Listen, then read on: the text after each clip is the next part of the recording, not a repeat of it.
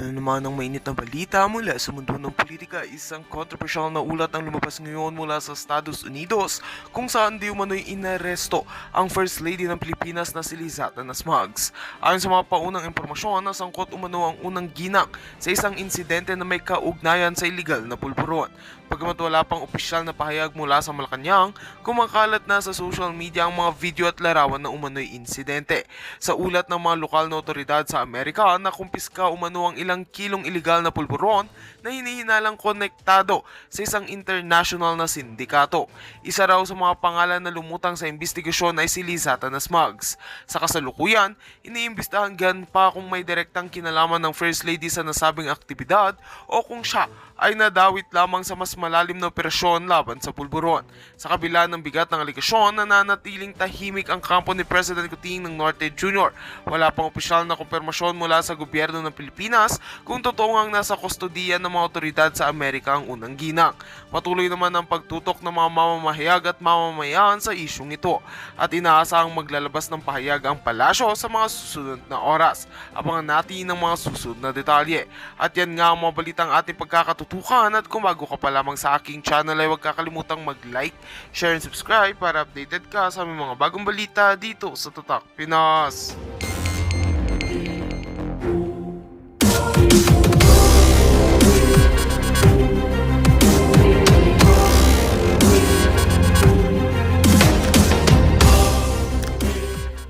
Nagsikibo dahil sa buy scam, okay, na final ni Attorney Vic Rodriguez, ni Kong Ungab at ang mga kasamahan nila. Then second, pinasusole ang 60 billion na pondo ng PhilHealth sa Bangag Administration. Yan. Ayan. Ito na si Spokesari. Ngayon, I hereby declare that the Kongreso ng Mamamayang Pilipino is now in session. Tuk-tuk, ayan. Nako, magandang araw sa iyo, Madam Dragon. Maharlika, kamusta ka na? At napakaganda ng iyong beach na naroon ngayon. No? Nabili ko na yan. Beach na yan. Kailan ba namin makikita ang iyong alindog na naka-beach outfit dyan, no? Ay, ambagan mo dahil Spokesari, kamusta ka ha? At ako ay nagpipilates na muli, kaya abangan mo yung aking beach outfit. Kung kakayanin ko kasi minsan nakakatakam ang mga lechon at mga adobo, alam mo na, hindi ko rin mapigilan yan. Pareho lang tayong mahilig sa pagkain. But anyway, I'm okay. Thank you. At nagsama-sama na naman tayo dito. At ang ating mga palangga, lalo na sa mga OFW sa Hong Kong, na napaka-successful ng Thanksgiving event. Kasama syempre ang ating Vice President at ang PRRD. Ikaw naman, Spokes, kumusta na? At hinahunting ka ng mga bangag like me. Okay naman, no? Medyo napanood ko rin yun sa Hong Kong at talaga namang congratulations sa ating lahat ng mga Pilipino dahil pinakita na naman natin ang ating pagkakaisa, no? At pinakita natin na bagamat napakadami nating nabudol, nagkakaisa tayo ngayon na tangkalikin ang alternatibo sa mga bangag sa gobyerno, no? Yun ang napakagandang importanteng mensahe galing sa Hong Kong na marami nang mulat ang mga mata, minsan nabudol pero ayaw na sa bangag na administrasyon, no? So, congratulations sa lahat ng mga Pilipino na hindi lang nasa Hong Kong, kundi all over the world dahil binroadcast yan by Facebook and YouTube sa buong daigdig. Yes, po, At sorry, syempre, no? din natin mga kandidato para sa senador, no? At ilan sa party list. At ang importante, gawin nating referendum itong eleksyon nito. Kung sa tingin nyo, mas mabuti ang buhay sa panahon ni dating Presidente Duterte, vote straight doon sa PDP laban. Kung sa tingin nila, gusto nilang patakbo ng bangag, di iboto nyo yung alyansang yan, wala namang pumipigil sa inyo. Pero maawa naman kayo sa ating bayan, no? Ang ating ekonomiya, bagsak. Ang ating turismo, bagsak. Ang ating airport, pinakapangit sa buong daigdig. Naku, meron na naman pangalawang pag-aaral, na pareho din ng finding na pinakapalpak ang ating airport sa buong daigdig kasi palpak ng administrasyon, no? Kung kayo, tapos nandiyan pa yung problema ng mataas sa presyo ng bilihin, kakulangan ng trabaho, babaan ng sweldo. Kung gusto niyo yung buhay na yan, iboto nyo ang mga kandidato ng bangag. Ng bangabangag at polvoronic. At again, sa ating mga palangga no, sa Hong Kong, dito mo makikita, Spokeshari, na talagang nandiyan pa rin ang Duterte magic at ang pagiging totoong rockstar o superstar ng ating Pangulong Duterte. Kasi naging emotional din ako habang nanonood dahil nag-iiyakan yung mga OFW nung umakyat na sa entablado ang Pangulong Duterte. At ang daming mga kababayan natin na hindi rin nakapasok sa loob dahil syempre may bilang yung capacity ng stadium kung nasaan sila.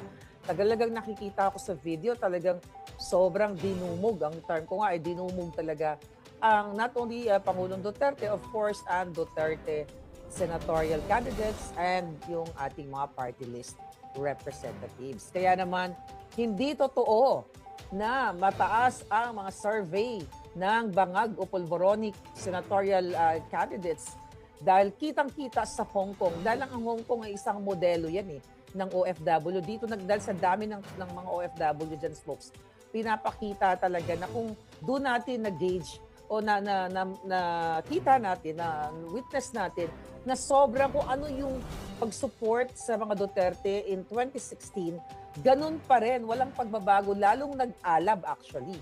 So talagang I'm so happy na makita sila and congratulations po muli. Spokes, umpisa na natin kasi kanina nag-start ako no, bago ka dumating.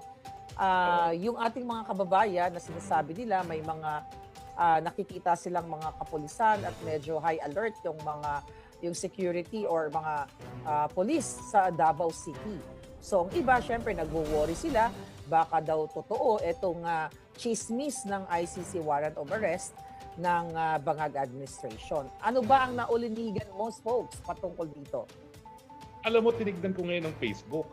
Abay, ito pa lang Secretary Jerry Ruiz ng PCO, siya ang nag-anunsyo na narinig daw niya na meron ng warrant of arrest galing sa ICC.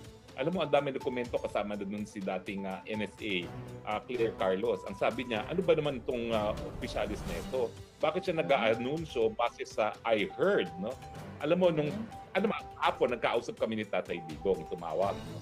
At ang sabi niya, totoo kaya itong warrant of arrest na ito? Sabi ko, alam niyo, Mr. President, ang mayor pala, dahil ayaw niya tinatawag ni Mr. President, Mayor, ang tingin ko, hindi totoo yan. Dahil si Trump, na-freeze na niya ang mga bank account, pati yung SWIFT account ng ICC. Ano ba yung SWIFT? Yan yung ginagamit kung ikaw ay maglilipat ng pera. Ang pondo naman ng ICC nanggagaling sa mga miyembro, no? Kapag frozen ng SWIFT, hindi na siya pwedeng gamitin. Ibig sabihin, wala nang pondo makakapasok sa ICC. At ito yung dahilan na nung inaasahan nga ng korte na mag-freeze order itong si Trump, nagpasweldo siya ng 3 months advance dahil nga baka mawala ng sweldo yung mga tao sa ICC. Ngayon, talagang frozen na yung kanilang SWIFT account, no? At saka yung mga bank accounts nila, no? Ang problema, kung ang bangko nila ay mayroong branch sa Amerika, considered frozen din yun. Dahil pag hindi, ma-apektuhan ang lisensya nila sa Amerika din, no? At syempre, yung SWIFT na ang pinaka-importante dahil ginagamit yan para yung mga contribution ng mga membro makapasok sa ICC, kakasimula lang ng taon. Ibig sabihin, yung mga contribution ng mga ibang bansa, hindi na nakakapasok. So, ang sabi ko, baka wala po talagang katotohanan yan. Pangalawa, ang ICC hindi naman sinisikreto kapag meron ng warrant of arrest. Ina-anunsyo yan sa webpage at saka sa media. Ina-announce nila sa buong daigdig. Nung siya nag-issue ng warrant of arrest laban kay Putin, ina-anunsyo yan sa daigdig. Yung siya nag-issue ng warrant of arrest laban kay Netanyahu, ina-announce yan sa buong daigdig. At hindi naman dumadaan yan sa bulong-bulungan. So sabi ko, hindi po totoo yan. Bagamat ang sabi ko nga, tatawagan ko yung mga connection ko, yung mga abogado sa ICC, dahil may asosasyon kami, no, na ang tawag list council ng ICC, at ipatatanong ko. Kaya lang, syempre, walang trabaho dahil weekend. No? Pero bukas, makakaroon tayo ng konfirmasyon. Kung hindi man, ipapublish mismo sa webpage ng ICC. So sa tingin ko, fake news yung inanunsyo ng PCO Secretary na talagang pinangangalandakan niya na ang kanyang misyon ay labanan ng fake news. Yes. Sila mismo ang queen and king of fake news. Kaya nga kinontra siya ni Solicitor General Maynard, no, na kung talagang meron ng warrant of arrest at magre-request na ng kooperasyon, ipadadaan yan sa DFA. Hindi yan idadaan sa bulong-bulungan. No? So yun ang sinabi ko kay Presidente Duterte kahapon, sa tingin ko walang katotohanan yan. Pero alam mo, nakakuha din tayo ng mga reports, hindi lang verified. Ulitin ko po, hindi pa po verified. Pero sabi-sabi, baka daw merong lokal na warrant of arrest para sa incitement to sedition. Dahil ito palang si Torre, nagsampa ng kaso parang 2 months ago for incitement to sedition laban kay Presidente Duterte. And sabi ko naman, paano naman magiging kaso na yan, hindi pa dumadaan sa preliminary investigation. No? Pero ang katotohanan, talaga namang may mga pictures kong nakuha, hindi ko pa pala napapadala sa iyo, Mother Dragon, na talagang sa Davao, sa NEA, sa Clark, ang daming pulis. Ngayon, papadala ko ngayon, Mother Dragon sa iyo. Kasi ang problema, ipoteki, hindi ko kayang i-upload ito mga picture na. Baka pwede ipakita sa akin. Pero ko sa'yo in the course habang tayo na town hall. May 3 ikawan ako para mapakita ko ano yung sitwasyon. Mukhang sa Davao itong sitwasyon nito. Hindi kasi ako sigurado kung nagdiretsong flight si Presidente from Davao to Hong Kong. Kasi meron yan may Cathay Pacific flight yan. Na Davao to Hong Kong. From Davao to Hong Kong, no? At ang alam ko nga, 1.5 hours din lang yan, no? From Davao to Hong Kong. At sabi nga niya kanina, equidistant lang ang Davao sa Hong Kong, no? So, tignan natin kung anong mangyayari. Bukas naman, Lunes, lalabas at lalabas ang katotohanan. Pero may problema talaga ito si Secretary Ruiz kung walang ICC warrant. Naku, bukod pa dun sa kanyang issue, dun sa kanyang 200 million na kontrata, na di umano ay hindi ba naman daw siya, nag-divest naman daw siya, pero lumalabas naman na siya talaga ay authorized representative ng kumpanya sa bidding na yan, paano pa siya magiging kalaban ng fake news na siya mismo, talagang nagsalita sa media. We heard that the ICC warrant of arrest has been issued and we will cooperate, no? Sabi ko, ano na yan? At ito ay pawang speculation at chismis. At Presidential Communication Secretary ka. Dito mo makikita, folks, no, na talagang palpak itong gobyernong ito. Walang proper coordination. Kasi kung totoong meron o wala, di ba? Dapat coordinated sila, collaborated sila, di ba? From the DFA, or DOJ, lahat, di ba? Oy, may warrant of arrest. Hindi ka pwedeng magbibitaw lang, I heard na ganito, na ganyan. So, patunay na ang nilalabanan ni J. Ruiz at ng Bangag Administration ay mga sarili nila. Dahil sila ang tunay na nagpapakalit ng fake news. Bukod pa dyan, no, yan yung merito, no? Talagang hindi ko maisip kung paano magkakaroon ng warrant of arrest kasi umalis na tayo sa pagiging miyembro ng ICC. So paano ngayon sila mag-issue ng warrant of arrest? Wala na silang jurisdiction sa Pilipinas. Nakasaad kasi doon sa tratado na bumuo ng ICC, kung pwede kang umalis dahil hindi naman sapilitan ng pagiging miyembro dyan, kaya lang yung obligasyon makipagtumulungan hanggang 1 taon matapos na diniposito mo yung instrument of withdrawal mo, no? Anong nangyari dito? Nagsimula na investigasyon yung prosecutor ng ICC sa 2nd taon. Paso na yung 1 taon matapos tayong umalis sa ICC. So talagang wala na jurisdiction, no? Now, nagkaroon talaga ng desisyon ng appeals sa chamber dyan at yung chairman ng tribunal, kasama yung isa pang niyang kasama, ay naging minority sila. Ang botohan is 2-3. 2-3 na wala ng jurisdiction ICC, 3 may jurisdiction. Pero sabi nung tatlo, itong desisyon namin ay hindi ito desisyon ng jurisdiction. So, bagamat sinabi na nung 2 dissenters, kasama yung chairman na wala ng jurisdiction ng ICC, sabi nung tatlo na dapat magpatuloy ang kaso, hindi ito desisyon ng jurisdiction. So, sa tamang panahon, at yun nga yung pag-issue ng warrant of arrest, ay pwedeng ilabas yan ng mga nasasakdal na wala ng jurisdiction ang hukuman. At gaya naman ang plano talaga ni Presidente Duterte. May mga plano siya sa Pilipinas, may mga plano siya sa ICC mismo. Yes, kaya naman talagang tuloy-tuloy ang paglab. Actually, tayo yung mga lumalaban sa fake news nila Hindi sila lumalaban sa ating mga vloggers. Nilalabanan natin ang kanilang fake news ng administration sa patuloy na pagpakalat ng kasinungalingan. Katulad na lamang, no, last week magkasama tayo, pwede natin na pag-usapan yung issue nga sa 14-year-old na batang estudyante from the British International School. Diba? Ang sabi, nagkaroon, sabi ni Remulla, nagkaroon ng hot pursuit noong Feb 25. Pero mismo bidang-bida. Bidang-bida. Ang anti-kidnapping group head ay sinabi na walang nagana. Hindi nila talagang na-rescue through hot pursuit itong bata, itong 14-year-old na pinutulan ng hindi liit. So ang daming fake news, then spokes, yung pinakabagong-bago, yung bridge sa Isabela, di ba? Nagpaka-engineer. Ang Oo, bata. nag-engineer siya. Structural design. Eh, naman lang siya nag-graduate ng college. Paano naman alam nyo na structural design ang problema dyan, no? Hindi maintindihan. Eh, dapat siguro, kumuha muna siya nung basic na BA, no? Dahil minimum naman yan, di ba? Eh, wala naman siyang dahilan para hindi matapos. Hindi naman sa dahil kulang siya ng pera. Sa damo ka ng ninakaw ng kanyang pamilya. Yan naman ay sinabi na ng mga hukuman. Hindi po yung fake news. Decision yan sa Switzerland, decision yan sa Hawaii, decision yan ng Philippine Supreme Court. Magnanakaw talaga yung pamilya niya, no?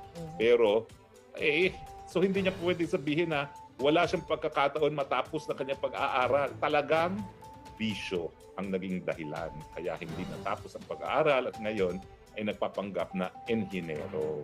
Diba? Yes. Sabi nga ni Well, Ivana Javier, diversion of issues lang yan. Iwas sa budget issues at sa buy scam. Tama, yun nga ang ating opinion dito. So, At yan ang pag-uusapan natin ngayon, no? Yung Korte Suprema bilang talagang huling puntahan ng ating mga mamamayan para maprotektahan ang ating demokrasya.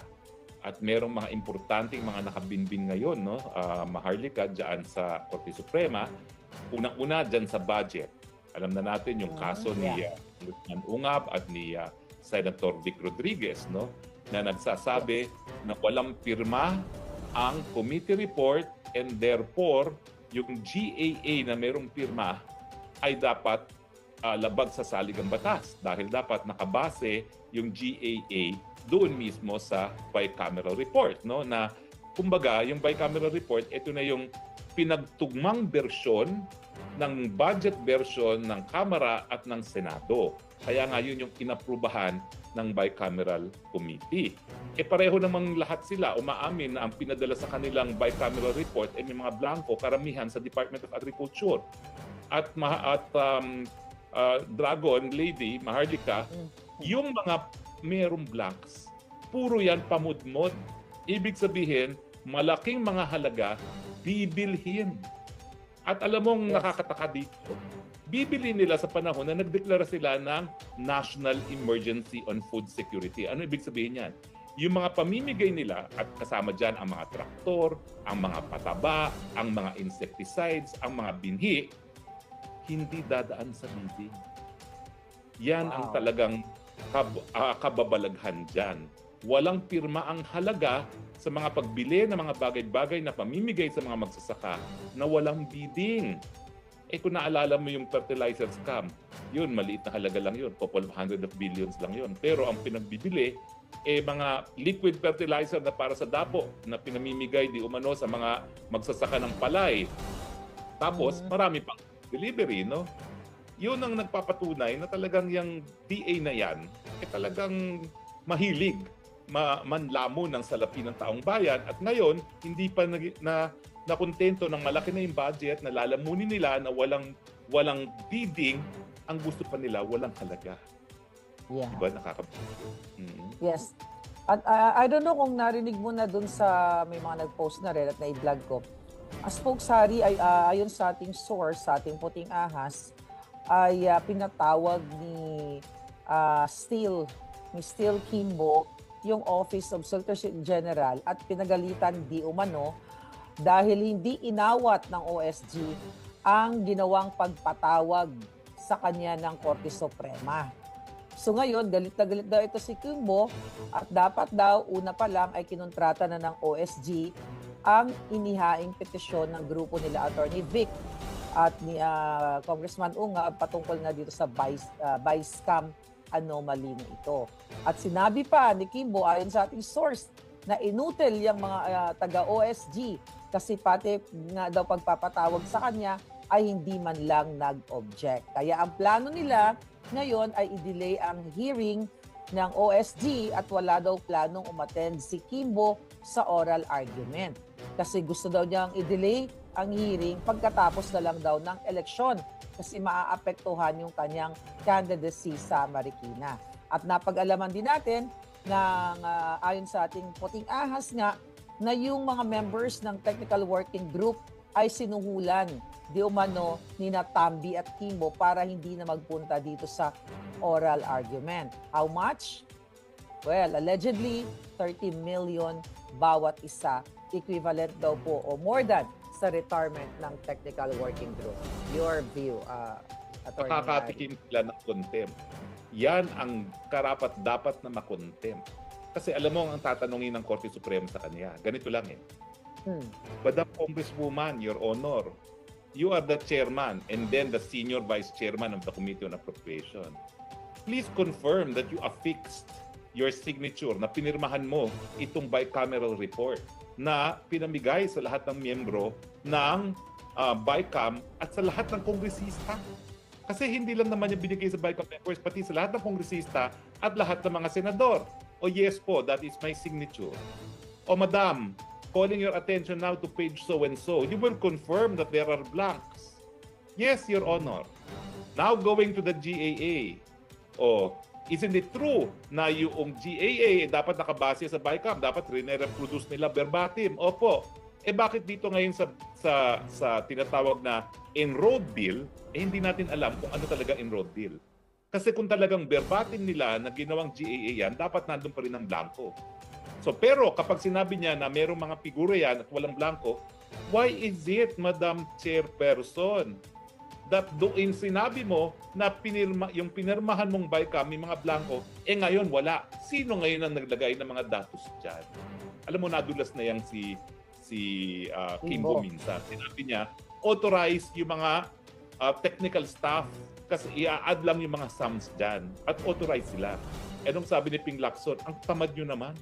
Walang kahit sinong may kapangyarihan na maglagay ng kahit ano dyan sa BICAM report na yan kung hindi ang mga halal na senador at kongresista lamang.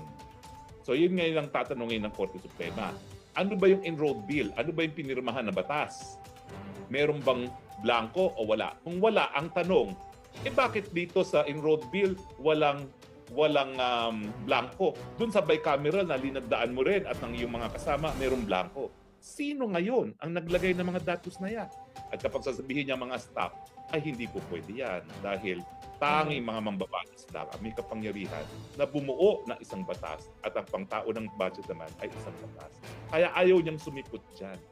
Kasi mapipilitan siyang aminin. Pirma niya yan sa BICAM, merong blanco at ang tanong ngayon, hindi natin alam kasi hindi pa nila pinapakita kung ano talaga yung enrolled bill kung may blanco o wala Pero kung talagang hindi sila ng daya at faithful reproduction talaga ang GAA ng BICAM, dapat may blanco rin. Yes. So spokes, since, according to our source, nagre-resist sila at gumagawa sila ng paraan, si Kimbo at itong si Romualdez, na hindi nga maka-attend ng oral argument itong si Kimbo at iba pa, no? May schedule na first week of April. So paano nila gagapangin ito or hahadlangan na hindi sila maka-attend sa oral argument? Sa tingin mo, ano yung black strategy ang tawag ko, yung evil strategy nila para mapigilan to? Alam mo ang evil strategy nila? Gagawin nilang fait accompli. Gagastusin na nila yung kabuuan ng budget para wala nang choice ang Supreme Court kung hindi sabihin, nagastos na lahat para pa kami magdidesisyon. Magiging moot and academic na yan. So po pwedeng i-dismiss yan ng Korte Suprema kasi moot and academic na dahil by April, nagastos na lahat yan. Alam mo kung bakit? Lahat ng infrastructure na 1 trillion, bago pa maipasa ang budget bill, ang GAA, na bid out na yan. So kapag lumabas na ang GAA, actually, awarded na yan.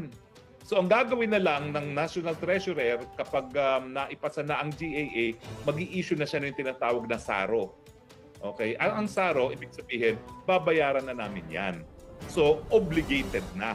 Kasi na-bid na, na-award na, may SARO na obligated. Kaya gusto nila ng palugid para tuluyan 100% magastos na nila yung budget, lalong-lalo na yung para sa DBWH na pinagkakakitaan nila. At saka para lahat yung mga AX, mga tupad, mga AKAP, mailabas na nila at ma-obligate na nila. Kasi hindi naman dapat physically magastos nila yan. Kinakailangan lang ma-award nila para masabi na obligated na yan at nagastos na. So yan yung number 1 strategy nila. Number 2 strategy nga is, pag naubos na yung budget na yan po, pwede nang ma-dismiss for being multi-academic. At saka pangalawa nga, iwas sa eleksyon. Kasi miski manalo ang taong bayan dito sa kasong ito at mapawalang bisa yung budget na yan, at least nakatakbo na siya. And dahil ang dami nga niyang AIX, ang dami niyang tupad, ang dami niyang akap, parang napakahirap talunin ng billion-billion sigurong pinamumudbud niya ngayon sa Marikina, no? Dahil siya ay naging chairperson ng Committee on Appropriations. Alam mo naman, ganyan talaga yan. Pag ikaw ay nasa Committee on Appropriations, galing ako dyan sa kongresong yan, talagang ikaw ang nasa kusina, kumbaga, no? Hindi ka lang malapit sa kusina, ikaw ang kusinero, no? Kaya lahat ng mga pwedeng malamon, ilalamunin na muna nila. Pero ako naman, ang Korte Suprema naman, yan talaga ang power of contempt ng Korte Suprema. Pero dahil sila ay halal ng bayan, ang tingin ko, hindi rin iko-contempt yan ng Korte Suprema. Ang fearless prediction ko, posibleng magdeklara pa rin ang desisyon ang Korte Suprema na labag sa saligang batas yan, although yun na nga, fait accompli dahil nagastos na nila. Kasi alam mo sa totoo lang, ngayon pa lang, miski Pebrero pa lang, no? 80% na ano na yan, nagastos na yan in the sense na awarded na lahat at meron ng saro. So ang kulang na lang dyan, yung actual payment na tinatawag naman, ang actual payment ang tinatawag dyan is NCA, Notice of Cash Allotment. Yan na yung bayad talaga. Pero basta meron ng saro, deemed na gastos na yan. Obligated na. So yan ang kanilang maitim na plano. So, based sa explanation mo, mukhang matatalo pa rin ang taong bayan. So, yun na nga Yun ang nakakalungkot Gaya nung, well, anyway, pumunta naman tayo dun sa PhilHealth, no? Di ba sabi ng Korte Suprema, dapat ibalik. Sabi ng isang justice, parang si Justice Ko, dapat ibalik yung linipat. Sasabihin lang nila, wala po, nagastos na. Paano namin ibabalik yan? Fait accompli na. At saka yung sa PhilHealth naman, na ang issue tama ba na ilipat mo parang 80 plus billion ang pera ng PhilHealth na ibinalik sa national government kasi daw hindi nagagastos ng PhilHealth. Samantalang ako bilang author ng batas na Universal Healthcare, sinigurado namin na lahat ng pondo ng PhilHealth dapat magamit para sa